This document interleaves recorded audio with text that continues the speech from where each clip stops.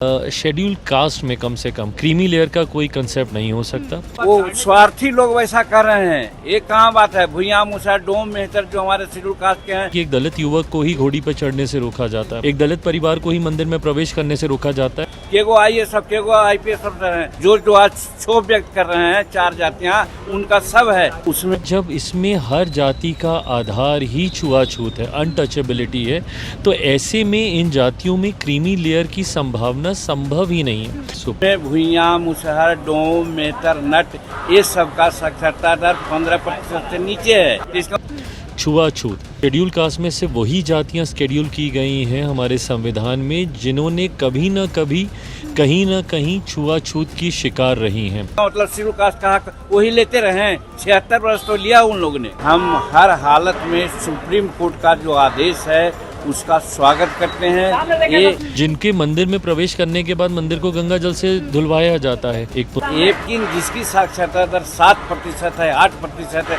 उसको तो ज्यादा पुश करना ही चाहिए। नमस्कार, द इंडिया टॉप देख रहे हैं। मैं हूँ आपके साथ बिरजू सिंह। SC/ST आरक्षण को लेकर सुप्रीम कोर्ट ने जो फैसला सुनाया, जिसके बाद NDA के अंदर भारी बवाल देखने को मिल रहा है। NDA के 2 बड़े नेता जो केंद्रीय मंत्री हैं, दलित समाज से आते हैं, वो एक दूसरे पर आरोप प्रत्यारोप कर रहे हैं।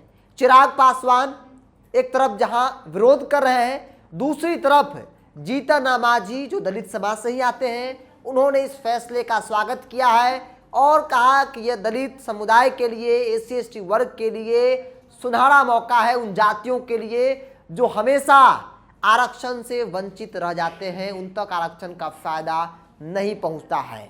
कुछ जाति ही आरक्षण की मलाई जो है वो हर बार खाते हैं, लेकिन अब उन्हें मौका नहीं मिलेगा। चूंकि सुप्रीम कोर्ट ने क्रीमी लेयर की बात की है, सुप्रीम कोर्ट ने स्पष्ट तौर पे कहा है कि राज्य सरकार क्रीमी लेयर जातियों की पहचान करके उन्हें आरक्षण के दायरे से बाहर करे। मतलब वो जाति जो हमेशा आरक्षण का फायदा उठाते रहा है, जो चंद जाति है, जो 3-4 जाति है, जिसमें पासवान समाज है, जिसमें रविदास समाज है, जिसमें धोबी समाज है, जिसमें चौधरी पासी समाज है। आरक्षण का मतलब इन्हीं 3 जाति तक ही सीमित रह जाती है। लेकिन इसके अलावा जो SC के अंदर जो बड़ी संख्या जातियों की 17-18 जातियां हैं, उन तक नहीं मिल पाता है। चिराग पासवान का तर्क और उसके बाद जीतन राम मांझी का रिएक्शन क्या कहता है, पूरी बात को सुनिए आप। इस तरीके से सुप्रीम कोर्ट का एक जजमेंट आया और उसमें जिस तरीके से रिजर्वेशन विद इन रिजर्वेशन करने के प्रावधानों को संभव किया गया है उन ऑब्जर्वेशंस में, ये हम लोग के लिए एक चिंता का विषय है। क्योंकि अनुसूचित जाति का आधार कभी भी शैक्षणिक नहीं रहा है, कभी भी आर्थिक नहीं रहा है, ना इन जातियों को शेड्यूल किया गया हमारे संविधान में शिक्षा के आधार पर, ना इनको शेड्यूल किया गया हमारे संविधान में आर्थिक दृष्टि से कि कौन कितना अमीर है, कौन कितना गरीब है। इसका आधार सिर्फ और सिर्फ अनटचेबिलिटी था, छुआछूत। शेड्यूल कास्ट में से वही जातियां शेड्यूल की गई हैं हमारे संविधान में जिन्होंने कभी न कभी कहीं न कहीं छुआछूत की शिकार रही हैं, जिनको देखना तक, जिनको गांव से बाहर रखा जाता था, छूना तक पाप माना जाता था, देखना तक पाप माना जाता था, ये वो जातियां हैं। ऐसे में जब इसमें हर जाति का आधार ही छुआछूत है, अनटचेबिलिटी है, तो ऐसे में इन जातियों में क्रीमी लेयर की संभावना संभव ही नहीं हो सकती। क्योंकि आज की भी तारीख में ऐसे उदाहरण देखने को मिलते हैं कि एक दलित युवक को ही घोड़ी पर चढ़ने से रोका जाता है, एक दलित परिवार को ही मंदिर में प्रवेश करने से रोका जाता है।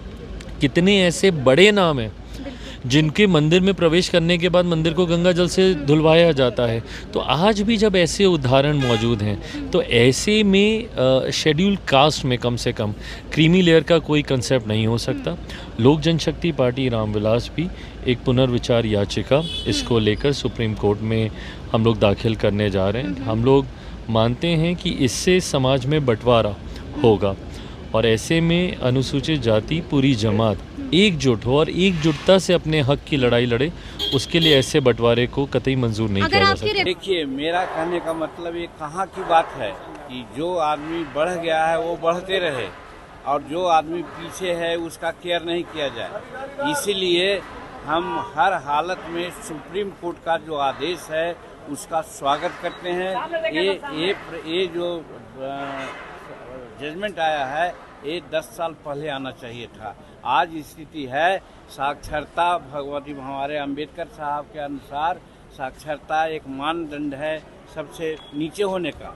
शेड्यूल कास्ट की साक्षरता दर 30% है और उसमें भुइयाँ, मुसहर, डोम, मेहतर, नट ये सब का साक्षरता दर 15% से नीचे है। तो जिसको 30% या ऊपर साक्षरता दर है उसको सुविधा मिलनी चाहिए, मैं नहीं कहता हूँ, लेकिन जिसकी साक्षरता दर 7% है, 8% है, उसको तो ज़्यादा पुश करना ही चाहिए। इसलिए सुप्रीम कोर्ट ने आदेश दिया है कि जो समाज में नीचे गिरा हुआ है उसको बढ़ाने के लिए प्रयास होना चाहिए। कहा जा रहा है कि जो हो रहा है वो ठीक नहीं है, छुआछूत अभी भी तो नहीं, वो स्वार्थी लोग वैसा कर रहे हैं। ये कहाँ बात है, भुइयाँ, मुसहर, डोम, मेहतर जो हमारे शेड्यूल कास्ट के हैं, केगो IAS, केगो IPS अफसर हैं, केगो इंजीनियर चीफ हैं, केगो चीफ इंजीनियर हैं, और जो आज क्षोभ व्यक्त कर रहे हैं 4 जातियां उनका सब है। इसका मतलब शेड्यूल कास्ट का हक वही लेते रहे। 76 वर्ष तो लिया उन लोगों ने। तो आपने सुना 2 बड़े नेताओं को जो NDA के सहयोगी दल है, केंद्रीय मंत्री हैं, दोनों कोई विरोध कर रहा है तो कोई समर्थन कर रहा है। चिराग पासवान को लेकर जब जीतन राम मांझी से सवाल किया गया कि चिराग पासवान ने विरोध किया है तो वो इस सवाल पर भड़क गए और उन्होंने कहा कि वो लोग विरोध कर रहे हैं जो महत्वाकांक्षी हैं, जो हमेशा से, सदियों से आरक्षण का फायदा लेते आए हैं। आरक्षण का मतलब सिर्फ 3-4 जाति नहीं होता है। भुइयां जाति का जिक्र कर रहे हैं, मुसहर जाति का जिक्र कर रहे हैं, डोम जाति का जिक्र जीतन राम मांझी करते नजर आ रहे हैं और ये पूछ रहे हैं कि बताइए इस समाज से कितने IAS IPS हैं। बाकी जातियों में आपको मिल जाएगा, लेकिन इस जाति के लोग सरकारी नौकरी में भागीदारी, इनकी वही स्थिति है, ना के बराबर है। राजनीतिक तौर पर भी इनका स्थिति डगामग है।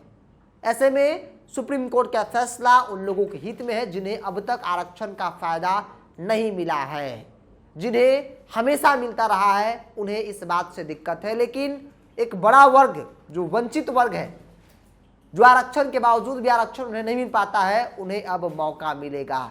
सुप्रीम कोर्ट की इस फैसले को लेकर, चिराग मांझी के अलग अलग राय को लेकर आपका क्या मानना है? आप अपनी राय को कमेंट्स बॉक्स में रखिए। अगर आप मेरे चैनल को यूट्यूब पर देख रहे हैं तो सब्सक्राइब कर लीजिए, फेसबुक पर देख रहे हैं तो पेज को लाइक और फॉलो कर लीजिए।